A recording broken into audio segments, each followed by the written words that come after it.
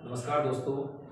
आज मैं आपको क्लास टेंथ का अंग्रेजी का जो कह सकते हैं प्री बोर्ड एग्ज़ाम जो है उसके बारे में थोड़ा सा मैं आपको बताना चाहता हूँ। कुछ इंपॉर्टेंट क्वेश्चन जो है जो मैंने यहाँ पर लिखूंगा, तो आप लोगों को इसका जो प्री बोर्ड एग्जाम्स में जो आए हुए प्रश्न हैं उनको थोड़ा सा आपको विशेष रूप से देखना होगा ध्यान से, क्योंकि इनके आंसर्स जो है मैं आपको बताने वाला हूँ। बेसिकली जो पैराग्राफ है, आंसर पैसेज है, इनके सभी का सॉल्यूशन मैं आपको बताने वाला हूँ। तो फिर फिलहाल आप लोग सभी स्टूडेंट्स जो हैं वो इस वीडियो को बड़े ध्यान से देखें। देखिए भाई, जैसे कि आपको पता है कि जैसे सेक्शन ए होता है अपना, सेक्शन ए, तो हम सेक्शन ए के बारे में बात करें तो यहाँ पर हमारा जो क्वेश्चन नंबर 1 बनता है उसमें अगर अनसीन है, अनसीन जो है हमारा, तो यहाँ पर लिखा हुआ है long ago in Mongolia there lived an emperor who feared growing old dead लेकर वाटर्स सरफेस तक। आप इसको केयरफुली क्या करेंगे, पहले पढ़ेंगे।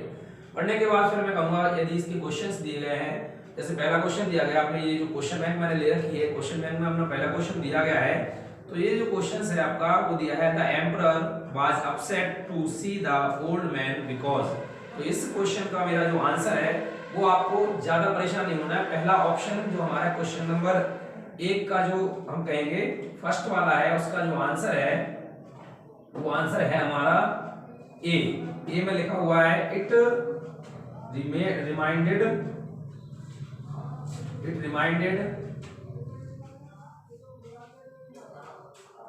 Him that he might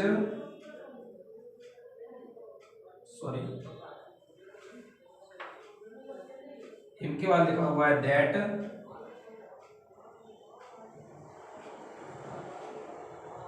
he would grow old too। ठीक है भाई, तो ये हमारा जो सेक्शन ए में पहला अनसीन है, अनसीन में हम कहेंगे पहला जो अनसीन है, अनसीन में पहला क्वेश्चन है, उसका आंसर हमारा कौन सा है, ए।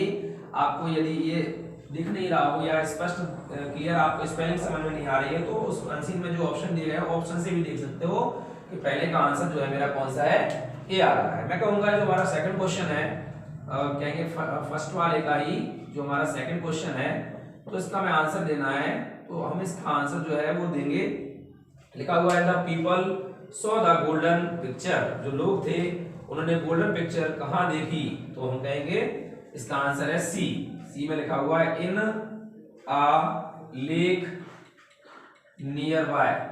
ठीक है भाई, तो हम कहेंगे दूसरे का जो आंसर है वो क्या है, दूसरे में मतलब क्वेश्चन नंबर 1 का दूसरा जो है उसका आंसर क्या है, सी है। अब दूसरा है, इसके बाद क्वेश्चन नंबर 1 में ही यानी आंसर नंबर 1 में ही जो हमारा तीसरा क्वेश्चन है, उस क्वेश्चन का जो आंसर है उसके लिए अपन थोड़ा सा बात करेंगे।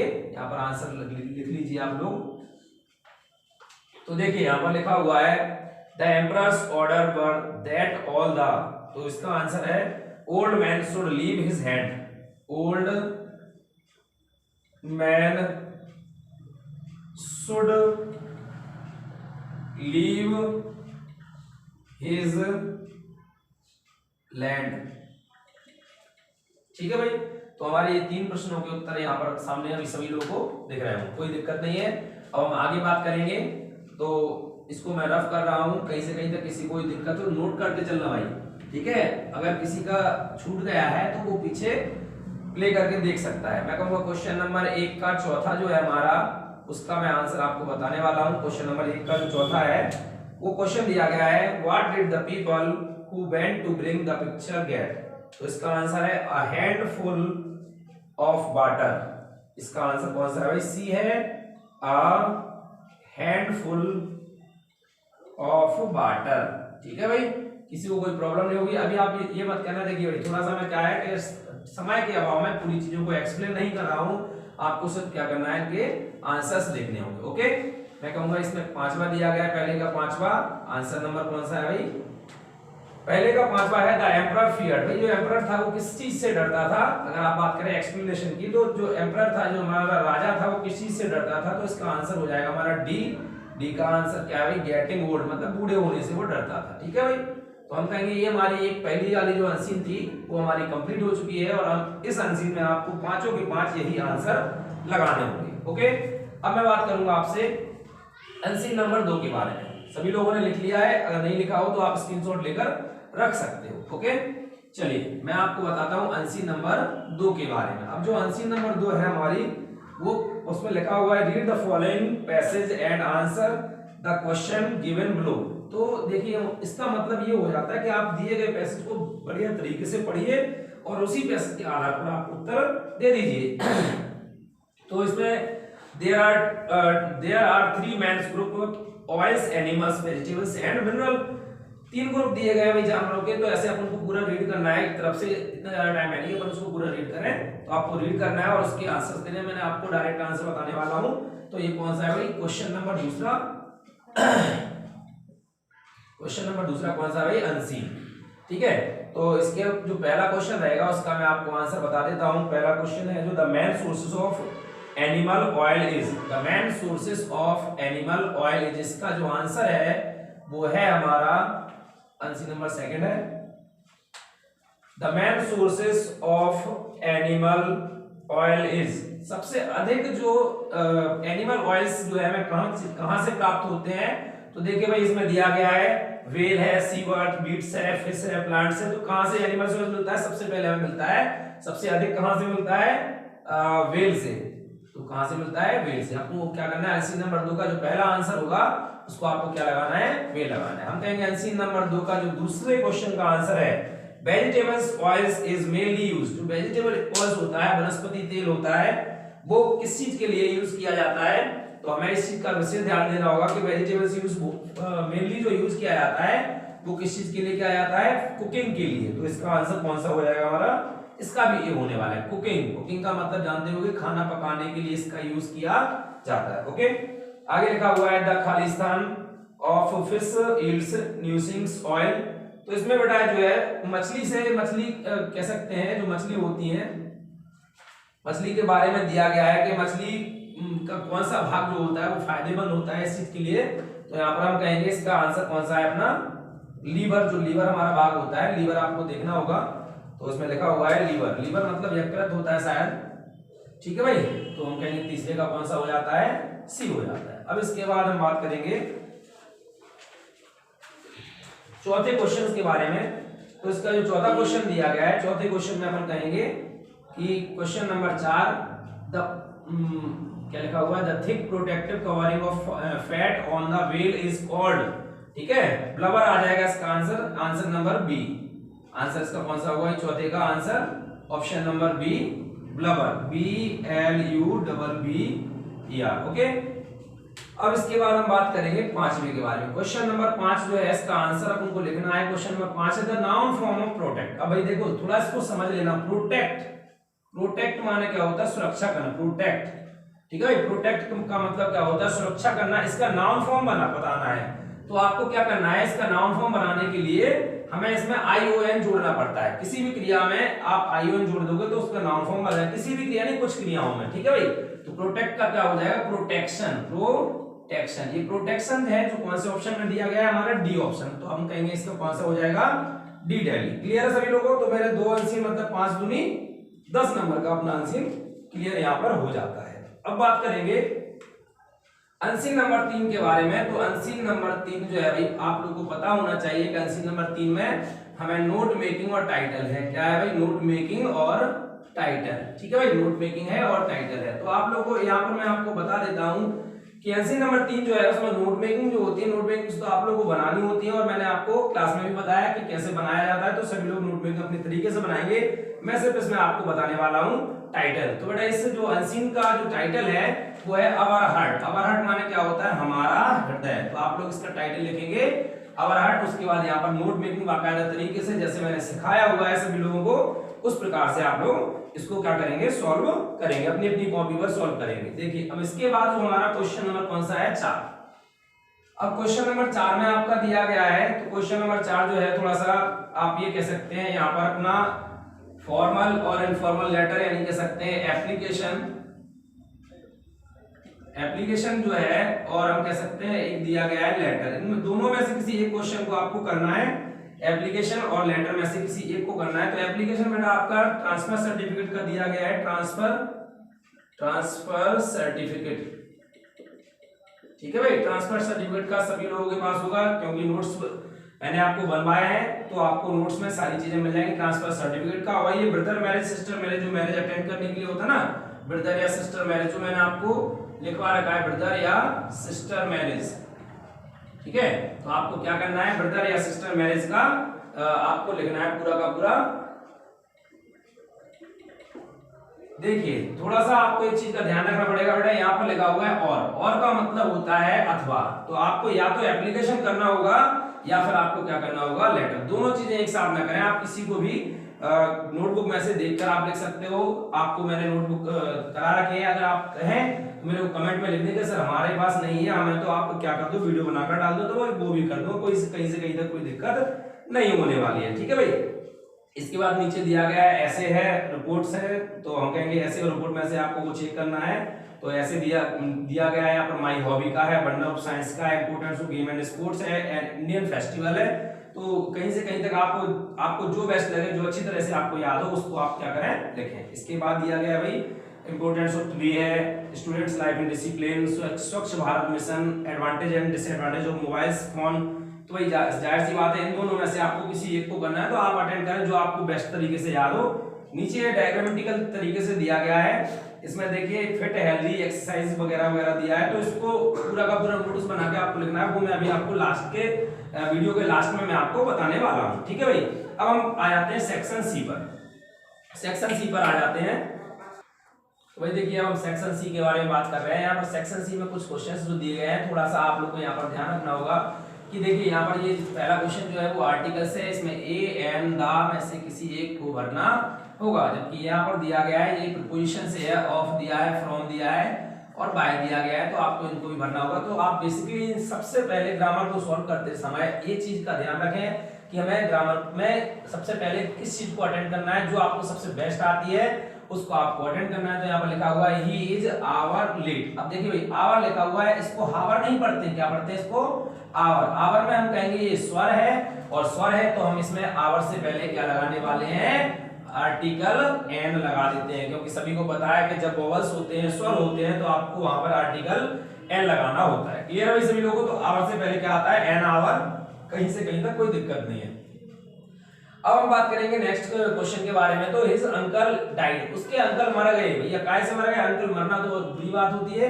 मैंने आपको मृत्यु के लिए प्रीपोजिशन पढ़ाए थे, अगर आपको याद हो कि मरने के लिए प्रीपोजिशन 5 प्रीपोजिशन के बारे में बताया था मैंने आपको कि किसी व्यक्ति की मृत्यु यदि हम कह सकते हैं बीमारी से हो जाती है, तो वहां प्रीपोजिशन ऑफ का प्रयोग किया जाता है। इस चीज का आप ध्यान रखना है। देखिए बीमारी से मर रहा है भैया, इसके अंकल मतलब उसके चाचा हैं या फूफा हैं, जो भी हैं, मामा भी हो सकते हैं। मैटरनल अंकल मतलब क्या होते हैं, मामा, लेकिन यहाँ पर उन्होंने सिर्फ अंकल बोला है, तो हम कहेंगे चाचा को ही या ताऊ को ले चलेंगे। तो हिज अंकल डाइड, उनके अंकल जो है वो मर गए। काय से मर गए भैया, कैंसर से मर गए। बीमारी से मरने के लिए हमें पता है लगाते हैं कौन सा preposition, preposition of. He died of cancer. Okay, अब देखिए मैंने कहा ही वांटेड। भाई ये जो चीजें दी गई हैं, मैंने आपको बताया था कि टू एक प्रीपोजिशन होता है जिसके साथ में वर्ब की फर्स्ट फॉर्म का प्रयोग किया जाता है, टू के साथ किसी और फॉर्म का यूज नहीं होता। फॉर्म ऑफ वर्ब नाम के टॉपिक में इस चीज के बारे में मैंने आपको बता रखा है। तो he wanted to become, become का मतलब होता है फर्स्ट फॉर्म होता है होना, BCOME। तो हम कह सकते हैं he wanted to become an engineer. वह क्या चाहता था, एक इंजीनियर बनना चाहता था। बिकम माने बनना या होना चाहता था। नेक्स्ट है हमारा दिया गया, नेक्स्ट देखिए भैया कोविड प्रोटोकॉल से संबंधित है। तो यहाँ पर लिखा हुआ है we wear mask in crowded place, PLACE।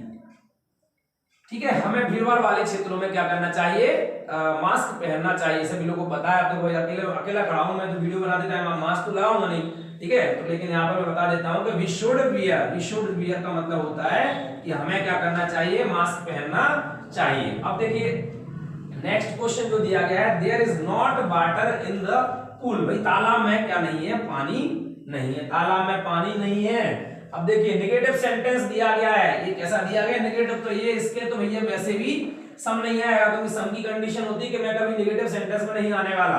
तो सम कहता है कि मैं नेगेटिव में नहीं आऊंगा, तो ये सेंटेंस नेगेटिव है, तो इसमें तो सम बिल्कुल नहीं आएगा। जबकि मैं कहूंगा मैनी इसलिए नहीं आएगा, क्योंकि मैनी का यूज हमेशा काउंटेबल के साथ होता है। वाटर कैसा है, अनकाउंटेबल है, वाटर जब अनकाउंटेबल है तो इसमें अपन कहेंगे कहीं से कहीं तक कोई दिक्कत नहीं होने वाली, तो ना तो इसमें मैनी आएगा ना ही सम आएगा। अब बच्चा कुछ बचा रहा है एनी, तो हम इसको लगा देंगे यहाँ पर, तो क्या हो जाएगा, there is not any water in the.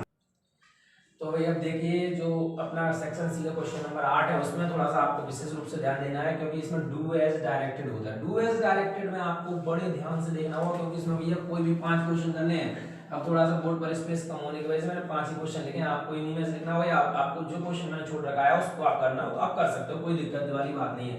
देखिए भाई सबसे पहले लिखा हुआ है Ravi is very intelligent, Ravi is very intelligent, he can pass this exam easily, so that से इसको चेंज करना, क्या करना है, सो दैट से कंबाइन करना है। तो हम देखा है, नियम भी पढ़ा है कि वेरी के स्थान पर सो लगा दो, दूसरे भाग को दैट से जोड़ दो, कहीं से कहीं तक कोई दिक्कत नहीं होने वाली। तो यहाँ पर कर देंगे, क्या कर देंगे भाई, रवि इज वेरी, वेरी के स्थान पर क्या लिख देंगे, so intelligent, Ravi is so intelligent. अब दूसरे वाक्य को ऐसे जोड़ना है दैट से, तो Ravi is so intelligent that he can pass this exam. आप आराम से इस परीक्षा को रवि क्या कर सकता है, पास कर सकता है। रवि इतना बुद्धिमान है कि वह इस परीक्षा को आसानी से क्या कर सकता है, पास कर सकता है। ओके, हम कहेंगे ये सेंटेंस आपको वेरी के स्थान पर सो लगाना था, दूसरे वाक्य में दैट जोड़ना था, पूरा सेंटेंस जैसे का तैसा लिख दीजिए। भाई दूसरा सेंटेंस दिया गया, चिल्ड्रन आर मेकिंग टॉयज। ठीक है भाई, चिल्ड्रन माने बच्चे, आर माने रहा रही, मेकिंग माने बना, और टॉयज माने क्या होता है भाई, खिलौने। बच्चे खिलौने बना रहे हैं, बच्चे खिलौने बना रहे हैं। तो आपको पता है जब सहायक क्रिया होती है तो 1 2 3 और चौथे स्थान पर ऑब्जेक्ट होता है, तो हम कहेंगे T O Y S toys. अब टॉयज बहुवचन है तो इसमें आर बीइंग लगने वाला है भैया, क्यों लगेगा आर बीइंग, उसका तो पता होगा, एचएमआर बदलता है बीइंग में, और टॉयज बहुवचन अपने आप में है तो आर लगेगा, और आर के संग में क्या आएगा, बीइंग। बीइंग के बाद third form, toys are being made. Made की थर्ड फॉर्म क्या होती है, मेड। इस चीज का ध्यान रखें, कुछ बच्चे सब मेड पे लिख देते हैं, गलत कर देते हैं भाई। टॉयज, टॉयज में एस लगाना मत भूलना, toys are being made by children. Okay, तो हम कह सकते हैं पैसिव सेंटेंस इस प्रकार से चेंज हो जाएगा, he did his work well, he did his work well. सबसे सिंपल सेंटेंस है नेगेटिव में चेंज करने का, क्योंकि मैंने आपको नियम लिखवाया था, क्या लिखवाया था कि डू डज डिड। भाई जिन बच्चों को टेंस नहीं आते हैं उनके लिए बताया था कि डू डज डिड जब भी दिया हो तो सेंटेंस में नेगेटिव बनाना हो तो डू डज डिड को के साथ में नॉट को लगाकर उससे सेंटेंस को बदल सकते हैं। तो क्या हो जाएगा, he did not do his work well. Okay भाई, किसी को कोई प्रॉब्लम नहीं होगी। अब इसके बाद मैं बात करूंगा, they are selling their house, present के परफेक्ट टेंस में बदलना है। They are selling their house को प्रेजेंट परफेक्ट में बदलेंगे, तो प्रेजेंट परफेक्ट जो होता है वो हमारा कैसा होता है, they are selling their house, तो उसमें दे का दे लिख देंगे। प्रेजेंट परफेक्ट में हैज आता है तो हम लगाएंगे दे के साथ they have sold. Present perfect है ना, they have sold their house. आपको कुछ नहीं करना है, ये आर सेलिंग हटाकर हैव सोल्ड लगाना है, देयर हाउस। क्लियर भाई, सब लोगों को कोई प्रॉब्लम तो नहीं है।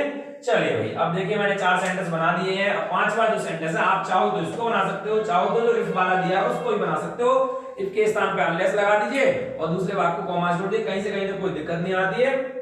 लेकिन सेंटेंस का अनलेस जो होता है अपने आप नेगेटिव होता है। चलो फिलहाल मैं आपको उसको छोड़े इसको बताता हूँ। Seema is my sister, she is sitting at the last bench. इसको कंबाइन करना है भैया, क्लॉज मतलब हु से जोड़ना है, हु कंजक्शन है, इससे जोड़ना है। तो आप इसको 2 तरीके से बना सकते हो, कहीं से कहीं तक कोई आपको दिक्कत नहीं होने वाली। सीमा मेरी बहन है जो कि लास्ट बेंच पर बैठी है, तो इस सी के स्थान पर आप क्या लगा दीजिए, हु लगा दीजिए। सेंटेंस आपका पूरा का पूरा करेक्ट माना जाएगा। लेकिन कुछ टीचर्स कहते हैं कि नहीं ये सेंटेंस कैसे सही है, देखो मैं आपको बता दूं। Seema is my sister who is sitting at the last bench, तो इसका मतलब क्या हुआ, सीमा मेरी बहन है जो अंतिम बेंच पर बैठी है। ठीक है, बैठी हुई है। अब मैं कह सकता हूं इस सेंटेंस को, यदि आप इस सी के स्थान पर हु लगा दोगे तो कोई दिक्कत नहीं है, क्योंकि भाई सब्जेक्ट है और सब्जेक्ट के स्थान पर हमने क्या लगा दिया, हु, और दोनों सेंटेंस काय से जुड़ गए, हमारे हु से जुड़ गए। तो दोनों सेंटेंस को हु से जोड़ देंगे, हमारा सेंटेंस क्या हो जाना चाहिए कायदे से, Seema is my sister who is sitting at the last bench. लेकिन क्या है, कुछ थोड़े से ज्यादा होशियार जो अध्यापक होते हैं वो अपनी तर्क को तर्क निकालते हैं, वो कहते हैं कि नहीं भैया इसको हम ऐसे नहीं बनाएंगे। अब मैं इसको देखो भाई आपको क्लॉज के हिसाब से बता दूंगा कि ये नाउन क्लॉज, रिलेटिव क्लॉज जो वगैरह होते हैं आप लोगों ने पढ़े होंगे, उनके हिसाब से मैं इस सेंटेंस को बता देता हूं। तो ये सेंटेंस ऐसे भी बन सकता है, ऐसे भी बन सकता है, मतलब चाहे ऐसा लिख देना चाहे ऐसे, आपकी जैसी मर्जी हो, ठीक है भाई। तो Seema who is sitting, Seema के बाद क्या है, Seema who is sitting at the last bench, at the last bench is my sister, is my sister. ये नाउन क्लॉज का सब्जेक्ट जो है, सब्जेक्ट वाला पोर्शन है पूरा का पूरा, इसको अपन ने क्या बना दिया, Seema who is sitting at the last bench, ये पूरा क्या बन गया बेटा, सब्जेक्ट बन गया। इज माय सिस्टर हम कह सकते हैं सब्जेक्ट और वर्ब बन जाता है ये नाउन क्लॉज में। अगर आपको ऐसे बनाना है सेंटेंस को, ऐसे बना देना, सेंटेंस को ऐसे बनाना है तो ऐसे बना देना, कहीं से कहीं तक कोई दिक्कत नहीं रहेगी बेटा। ग्रामर में आपके 10 नंबर में से अगर कोई काटता है तो आप मेरे से बोल देना कि सर इन्होंने मेरे नंबर काट दिए। देखिए भाई जो कह सकते हैं कि अब हमारा क्वेश्चन नंबर 9 है, फिर दोबारा से अनसीन आ जाता है। तो अनसीन जो है हमारा इसमें दिया गया है भाई, how much money did Lencho want, Lencho को कितने पैसे की आवश्यकता थी। तो इसका आंसर आपको पहले वाले क्वेश्चन का जो आंसर है 9वीं का पहला जो है, इसका आंसर आपको लगाना होगा ए आगरा। ए आगरा मीन्स होता है बेटा 100 पैसोज, 100 पैसोज। इसका सही आंसर हो जाएगा 100 पैसोज। कहीं से कहीं तक कोई प्रॉब्लम नहीं होने वाली आपको। तो आप कहेंगे पहला वाला क्वेश्चन है how much money did Lencho want, का आंसर हो जाएगा 100 पैसों। कितने पैसों की जरूरत थी उसको बेटा, तो हम कहेंगे उसको थी कितने पैसों की, 100 पैसों की जरूरत थी। लेकिन उसको मिले कितने थे आपको पता होना चाहिए भाई। चैप्टर अगर अपना पढ़ा है तो उसको मिले थे 70 पैसे, बाकी रिमेनिंग जो 30 पैसे थे वो कहता था कि मेरे कर्मचारी जो थे वहां के पोस्ट ऑफिस के, उन्होंने खा लिए हैं भाई। दूसरा क्वेश्चन है what did the crow shake on, देखो भाई इसमें काउ लिखा है, आप लोग क्रो कर लेना उसको, crow. What did the crow shake on the poet, भैया जो कौवा था उसने क्या किया था, क्या मतलब डाल दिया था पोएट के ऊपर। तो आंसर है इसका बी बॉम्बे, यानी dust of snow, dust of snow. तो ये आप लोगों को कहीं से कहीं तक कोई प्रॉब्लम नहीं होने वाली है। अब हम कहेंगे क्वेश्चन नंबर मेरा कौन सा आ जाता है, 9th का तीसरा क्वेश्चन नंबर जो हमारा 9वीं का तीसरा है। इसका जो आंसर है आप लोगों को आंसर बताना होगा कि किस प्रकार से इस क्वेश्चन का आंसर हम देंगे। तो according to Nelson Mandela what is the country greatest wealth, वो नेल्सन मंडेला के अनुसार किसी भी देश की सबसे अच्छा धन क्या होता है। तो इसका आंसर होना चाहिए आपका बी बॉम्बे, यानी कहेंगे बी हो जाएगा इट्स पीपल, इट्स पीपल। ठीक है भाई, कोई प्रॉब्लम नहीं होगी हमारे। अब हम बात करेंगे क्वेश्चन नंबर 4 की। तो क्वेश्चन नंबर 4 जो है हमारा, क्वेश्चन नंबर 4 का आंसर आपको बताना होगा। तो क्वेश्चन नंबर 4 में दिया गया है in which of these names did the Anne give to her diary. भाई जो एने थी, एने नाम की लड़की थी, अपन ने पढ़ा है उसको। तो वो जो अपनी डायरी को क्या नाम दे रखा था उसने, तो उसने अपनी डायरी को किटी नाम दे रखा था। तो इसमें ऑप्शन दिया गया है ए किटी, KITTY। ओके भाई, सभी को क्लियर है, कोई दिक्कत नहीं है। In what way Peggy was cruel to Wanda, किस प्रकार से जो पैगी थी वो बांडा को परेशान करती थी। तो हम कहेंगे क्वेश्चन नंबर जो 5 है उसका आंसर हो जाएगा हमारा किस प्रकार से करती थी, बुली करती थी वो, उसको क्या करती थी, सी यूज्ड टू बुली हर। तो इसका आंसर हो जाएगा डी डेली, she used to bully her, she used to bully her. Okay भाई, चलिए अब नेक्स्ट क्या है हमारा, कुर्ज जो था, कुर्ज is famous for coffee, कुर्ज is famous for coffee, coffee के लिए था भाई। देखिए असम के बारे में ये चैप्टर है, वहाँ चाय और कॉफी ज़्यादा उगती है। तो हम कहेंगे कुर्ज जो था लेकिन कॉफी के लिए सबसे ज़्यादा फेमस था। तो इसका आंसर आप लगाएंगे सी, कैलकाटा कॉफी। ओके भाई, तो लगा दीजिए 6वें का भी सी। अब ये 7वां जो दिया गया है वेयर डिड सिद्धार्थ, वो अब ये हमारा है उस बनारस वाले चैप्टर से। तो 7वें का आंसर जो हमारा आने वाला है where did Siddhartha go to stay until his alignment came. तो इसका आंसर आ जाएगा अंडर पीपल ट्री, ये बी है आपका आंसर, इसका आ जाएगा under peepal tree, under peepal tree. ठीक है भाई, तो कहीं से कहीं तक आपको इस क्वेश्चन नंबर 9 में कहीं से कहीं तक दिक्कत नहीं होने वाली। क्लियर है सभी लोग, कर दिए।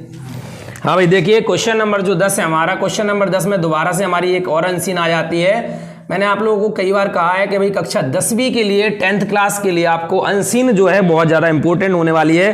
फ्रॉम विच लेसन ये जो पैसेज दिया गया है, the house the only one in the entire valley set the crest of the low hill. मैंने आप लोगों को बताया है कि जहाँ पर पर्वत पहाड़ों की और हम कह सकते हैं वैली वगैरह यानी कह सकते हैं घाटियों की बात होने लगे तो समझ जाना उस चैप्टर में कहीं ना कहीं लैंको वाली बात है। तो जो लैंको थे, लैंको एक किसान थे, किसान के बारे में ये चैप्टर है। तो इसमें पहला क्वेश्चन जो दिया गया है उसका मैं आपको आंसर बताने वाला हूँ। तो from which lesson has this text been taken, किस पार्ट से ये जो टेक्स्ट है वो लिया गया है। तो आपका इसका आंसर हो जाएगा ए, यानी a letter to God, a letter to God, ईश्वर के लिए जो पत्र था। हमारा पहला ही चैप्टर है आपकी एनसीईआरटी बुक जिसका, तो हम कहेंगे इसका आंसर हो जाएगा अ लेटर टू गॉड। अब मैं कहूँगा जो दूसरा क्वेश्चन दिया गया है भाई, where was Lencho's house situated, where was Lencho's house situated, जो लैंकोज का घर जो था वो कहाँ पर स्थित था। तो देखिए भाई इसको पहली लाइन में ही आपको इसका आंसर मिल जाएगा। तो हम कहेंगे आंसर दिया गया है C, on the crest of a low hill, on the crest of a low hill. तो इस प्रकार से आपको इसका दूसरा आंसर मिल जाता है। बाकी इसका तीसरा आंसर जो दिया गया है तो वो तीसरा आंसर इस प्रकार से दिया गया है, find out the words from the passage which similar the closely. Closely का मतलब होता है भाई नजदीक, कहते हैं वो हमारे क्लोजली। तो यहाँ पर इंटीमेटली इसका आंसर हो जाएगा हमारा सी। सो सी का आंसर, सी का मतलब भी क्या होता है, क्लोजली का सिनोनिम्स हो जाएगा इंटीमेटली, पास पास, ज्यादा पास, इंटीमेटली। ठीक है, इंटीमेटली एक ही बात हो जाती है, इंटीमेट होना, किसी से गहराई से मिलना, और हम कह सकते हैं इंटीमेटली ये इसका क्या हो जाता है, क्लोजली का सिमिलर वर्ड हो जाता है। तो ये हमारा 10वां क्वेश्चन जो है वो आपको उसका 10वें क्वेश्चन का ये कौन सा बेटा, अनसीन वाला, ए वाला अनसीन है। अब हम 10वें क्वेश्चन के बी की बात करेंगे। तो 10वें क्वेश्चन में जो बी है हमारा, 10वें क्वेश्चन में बी जो आपको एक पोएम का एक्सट्रैक्ट दिया गया है, पोएम की कुछ पंक्तियां दी गई हैं, कुछ लाइंस दी गई हैं, तो उनको आपको सॉल्व करना है। तो इस प्रकार से अपन देखेंगे। तो इसमें पहला दिया गया है, देखिए, but if it had Paris twice, I think पूरी की पूरी पोएम दी गई है। ठीक है, तो इस पोएम में आपको पहले बताना है from which poem have these lines been taken, मतलब ये जो पंक्तियां हैं किस पोएम से ली गई हैं। तो आप लोगों को कहीं ना कहीं समझ में आ रहा है कि भैया ये पहला हमारे जो रॉबर्ट फ्रॉस्ट थे उन्होंने पहली पोएम कौन सी लिखी थी भाई, हेमलॉक ट्री वाली, वो कौन सी थी, हम कह सकते हैं द डस्ट ऑफ स्नो। ठीक है, और हम कहेंगे दूसरी पोएम जो थी हमारी फायर एंड आइस। तो हमारे इसका बेहिचक पहले वाले आंसर का, क्वेश्चन का आंसर लगाना है। हम कहेंगे पहला कौन सा है, ए, यानी fire and ice, fire and ice. Clear है सभी लोगों को। चलिए अब हम कहेंगे इसका जो दूसरा क्वेश्चन दिया गया है, दूसरा क्वेश्चन।